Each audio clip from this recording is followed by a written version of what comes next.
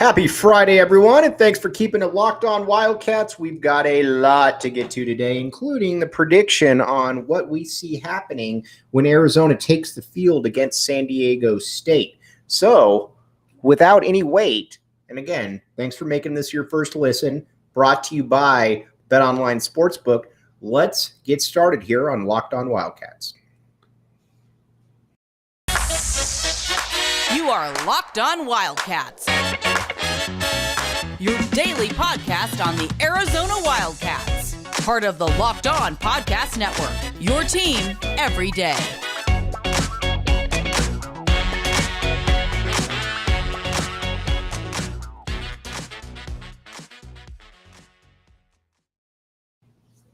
Thanks for keeping it locked on Wildcats. I am your host, Mike Luke.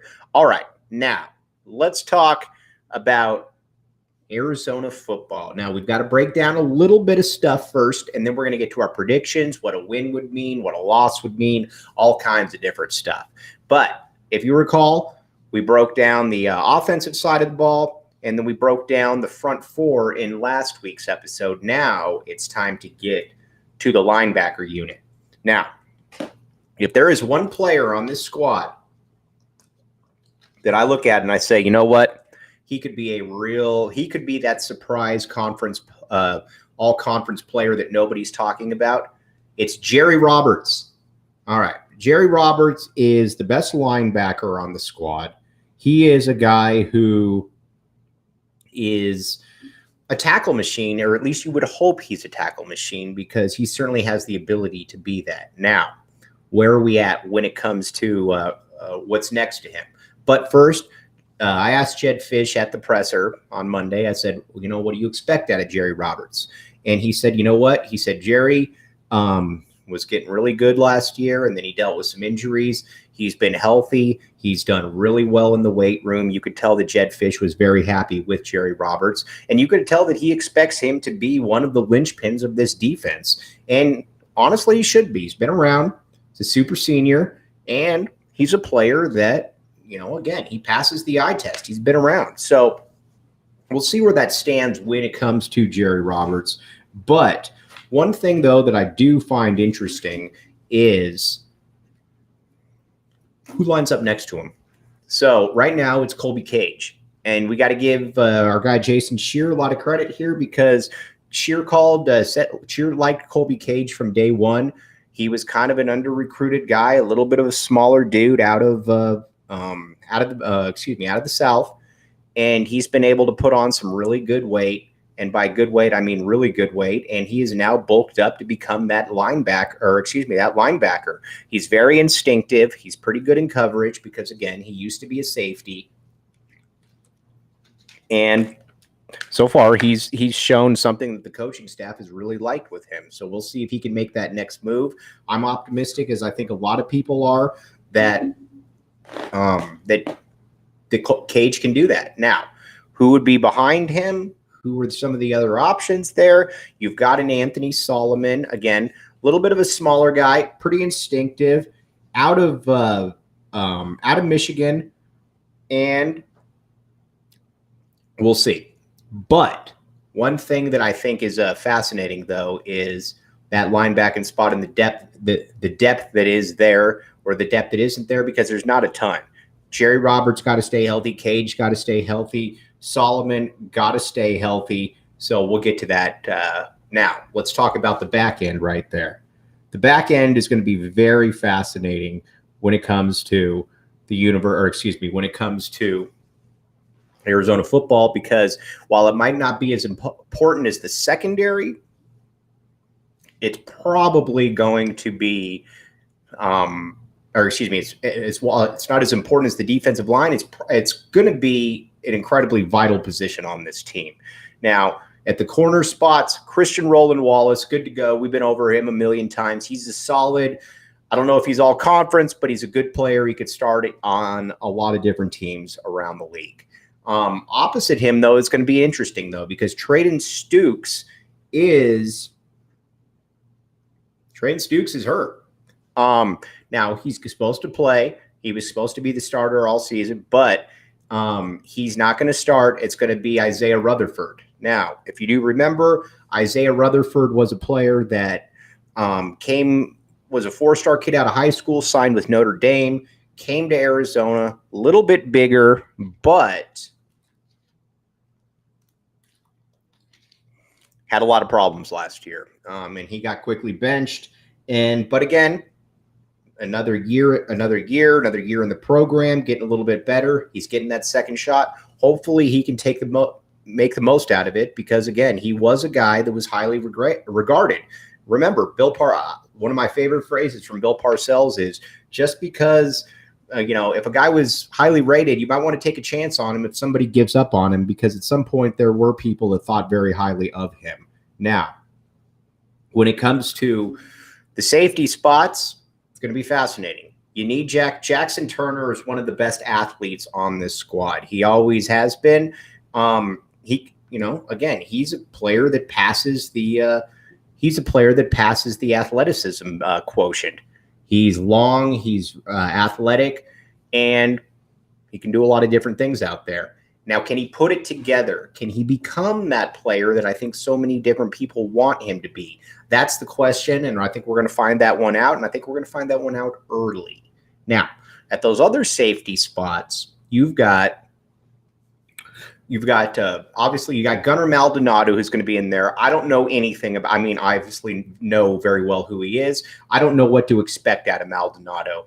Again, kid that transferred from Northwestern. He's been put into that starting lineup, and a lot's going to be expected of him because a lot is going to be expected from those defensive backs. And the other guy right there that a lot's going to be expected from is Christian Young. Christian Young is the player that Arizona brought to media day. He's been voted a captain. He looks the part. He's a big physical guy. He just needs to be able to translate it onto the field. And I think you can say that for a lot of different players on this team. They just need to be able to translate it. Arizona needs on the defensive side of the ball, they need Bars to be a difference maker. They need one of those pass rushers on the edge to be a difference maker. At the linebacker spot, you need Jerry Roberts to be a tackling machine. And then in the secondary, you need a couple guys to emerge.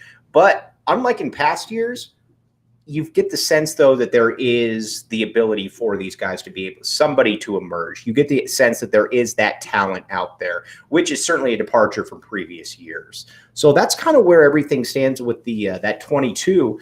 Now, as far as special teams goes, I know they had Jacob Cowing returning some kicks. I don't want Jacob Cowing return kicks. Jacob Cowing is one of the best players on this team. He shouldn't be returning kicks. You can't risk that injury. Have Rayshon Speedy Luke, our guy, Fam, as we call him, have him return kicks. He is good to go. He is one of those players that has a lot of potential to him, has a lot of ability. Now, what I do think is fascinating, though, is who else could be that person, because, again, he's a smaller dude, Speedy Luke, but he's also incredibly quick. He's incredibly shifty. He's a game changer, and he needs to be that. He needs to be that player out there that is going to be that person. So, and then at the kicking positions, if it's a close game, we're going to find out pretty quickly about Tyler Loop. I like Tyler Loop. I like everything about Tyler Loop. You just got to be able to build off last season's perfect success, which I kid you not, was perfect. And then you got Kyle Ostendorp. Kyle Ostendorp, one of the best punters in the conference, maybe the best punter in the conference. As a matter of fact, he was viewed as the best punter in the conference. Be that field position titan right there that you can be. Push that, just push that envelope. Help Arizona when it comes to field position. Okay. Now, so we kind of broke down where Arizona is going into this game. Now, what are the things you look at the point spreads right here, and Arizona's about a 6-point underdog. I actually think Vegas is missing the boat here. First, Arizona's offense is going to put up points. They just are. I look at this squad and I think to myself that, Arizona has good player. Arizona has better players on offense than San Diego State does.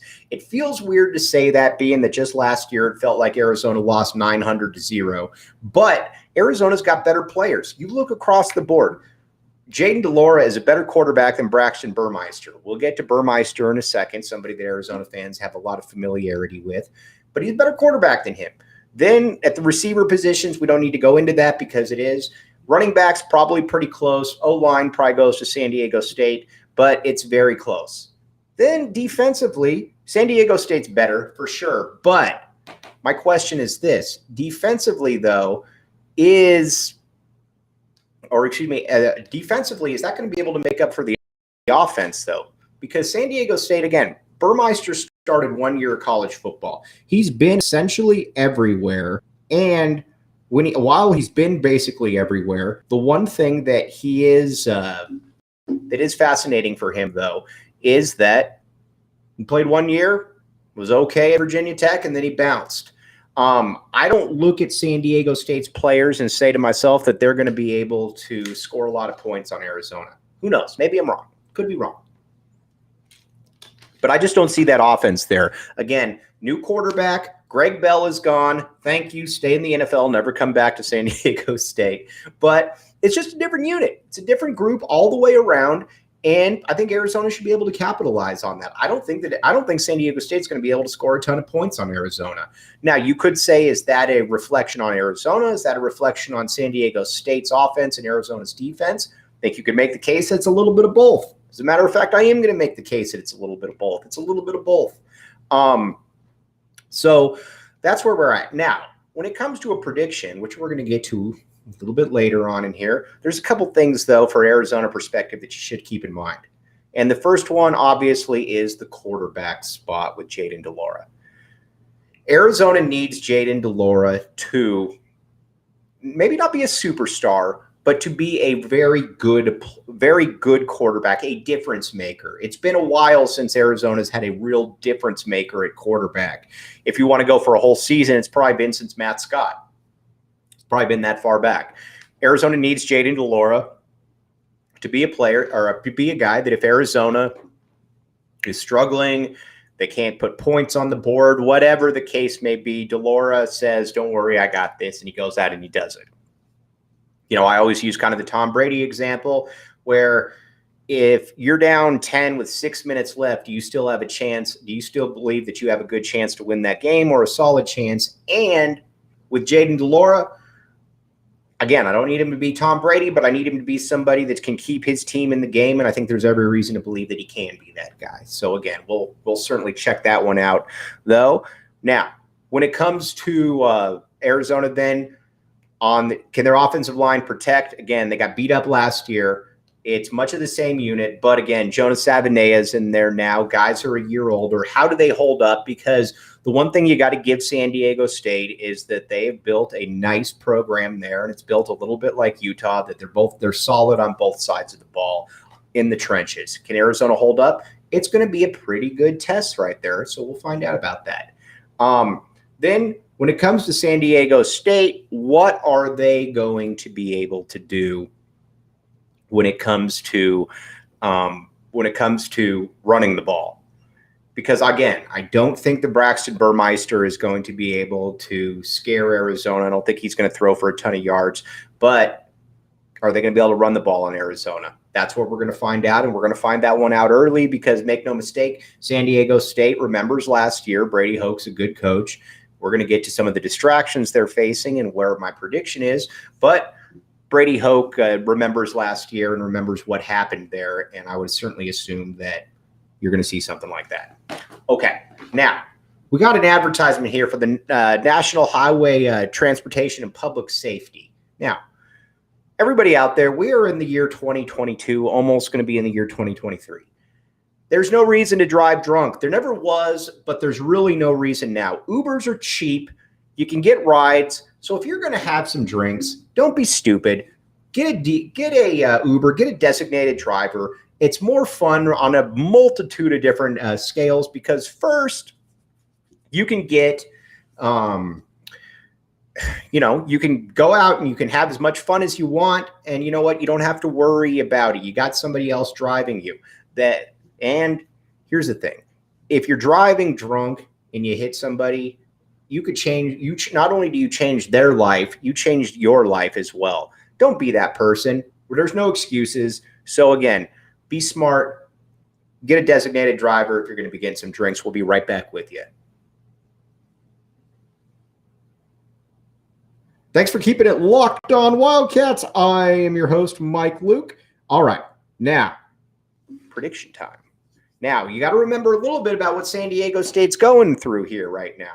You've got a program where you've got a coach that's under fire for players getting into sexual misconduct situations. I'm not going to break that all down. That's not why we're here.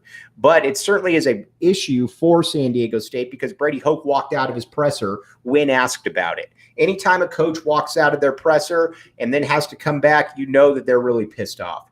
And that's got to be a distraction because no matter what anybody says, you remember players on that team. You remember some of those people. That's going to be an issue for them. How focused are they? Are they going to be able to go out there and perform? Or does it go the other way and they basically say, you know what, we're going to be totally focused here. We're going to run these guys down. Who knows? But it generally isn't a good thing to have a distraction like that. So that's certainly something to keep in mind. Now, when it comes to the rest of this squad right here, I think Arizona's going to win this game. I really do. I think that Arizona's got better players than San Diego State. I think Vegas is maybe a little bit behind the curve. Again, you need to be careful here. I am not predicting Arizona to be getting 9 games or winning anything like that, but Arizona's significantly better than they were. And I don't think that – and if you look at last year's Arizona squad, what was the one thing that they didn't have at all? Well, quite a few things. They had no passing game. And you had quarterbacks that even if guys were open, they generally couldn't see him or they generally didn't want to throw the ball to them. That's an issue. So when it comes to Arizona, I think Vegas is missing the book a little bit here because if you were to have Jaden DeLauro last year, Arizona probably wins 3 games. Now, again, you could say, well, Mike, that's a race to the bottom. Fair enough. It is a race to the bottom. I totally get that. But this is also still a program that's trying to get that next step. Arizona's got more talent this year. You got a significantly better quarterback situation. And I look at this and I think it's going to be a close game. I don't think that anybody's going to be blown out. I mean, but I didn't think that San Diego State would blow out Arizona next, but I'm going to give you the reasoning for my predictions next. Stay here. You are listening to Locked On Wildcats. Thanks for keeping it locked on Wildcats. I am your host, Mike Luke. All right. Now, you look at the point spread, 6 points. It's pretty much stuck there. I like Arizona money line, to be honest with you. But here's what more so than anything that I want from Arizona. I want them to be competitive. I want to see a competitive fire, a streak there because, again, this is a tough out-of-conference schedule that Arizona's got. You can't really minimize that. You've got San Diego State, then you got Mississippi State, then your NAU game is North Dakota State, which isn't an easy game because everybody knows how good North Dakota State is, and insert joke, everybody knows about NAU last year. So that's kind of where we're at with that. But I think that Arizona is going to surprise some people. I do. I think their offense is going to put up some points, and I think it's going to be easier for Johnny Nansen than it was for Don Brown because you're not going to go into every game saying, man, if we give up more than 17 points, we're not going to win this game. It should be different there. So Nansen, I think, and again, I like Don Brown. I think Nansen can take some chances. He's learning on the job. So again, but Jed Fish made a great point. He said, trust your preparation. I love that quote because you should. I mean, if you've worked hard, you've got to this point, trust your preparation. I think Johnny Nansen is right there when it comes to that. I look for Arizona to win 23-21. I think that, I think this is a close game, and I could see Arizona being down at the end. But unlike last year, I have faith that Arizona will be able to make a play right there to be able to move the ball upfield. And who knows, maybe that comes to a Tyler Loop kick, but I got faith in Tyler making that. Either way, this is going to be a huge game for Arizona. Big stuff going forward here. So, again, when it comes to me, I think Arizona's going to win 23-21. But, again, go Cats. We will be back with you on Monday, breaking everything down, getting you ready for next week. As always, have a great weekend. You've been listening to Locked On Wild.